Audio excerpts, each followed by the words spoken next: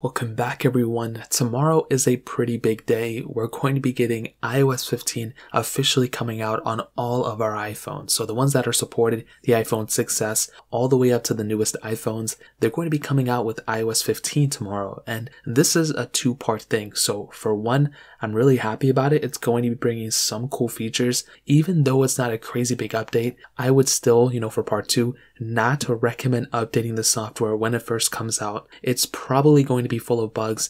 I've installed almost every single beta for almost every single iOS version for the past 4 or 5 years on almost all the iPhones that are supported. And even though iOS 15 has been a pretty stable ride, surprisingly, it's still not going to be perfect. And iOS 14.8 is going to be more stable than iOS 15 by a long shot. So what I would recommend you to do, whether you have an iPhone 6s, an iPhone 12, or you're going to buy the iPhone 13s, obviously the 13s are not acceptable for this because they already come with iOS 15, but if you have an iPhone 12 or below, I would just recommend staying on iOS 14 until iOS 15.0.4 comes out or 15.0.2, depending on how long they take for their software updates to roll out. By the time 15.1 comes out, it's usually a good time to go and update. I have an iPhone 12 Pro. I'm probably not going to go and update to iOS 15 on my personal iPhone 12 Pro for about a couple of weeks. I probably will update once I get the iPhone 13 Pro, but that's pretty much what I'm going to be doing. I see no reason to update to iOS 15,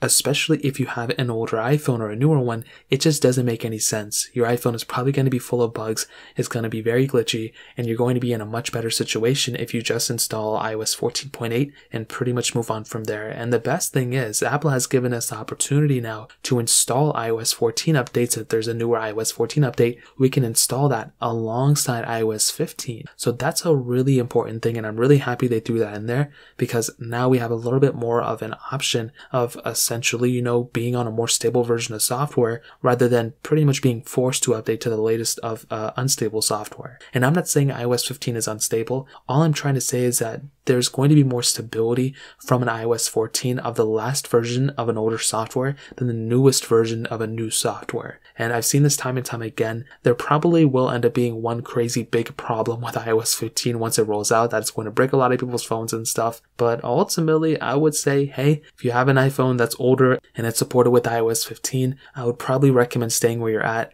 Don't install iOS 15 when it first comes out. Stick with iOS 14.8 and you'll definitely be in a much better situation at that point. So that's pretty much it. If you guys have any other questions or anything like that, let me know in the comment section below. Hit the like button, that would mean so much, but definitely hit that subscribe button. More importantly than everything else, I love every single one of you guys.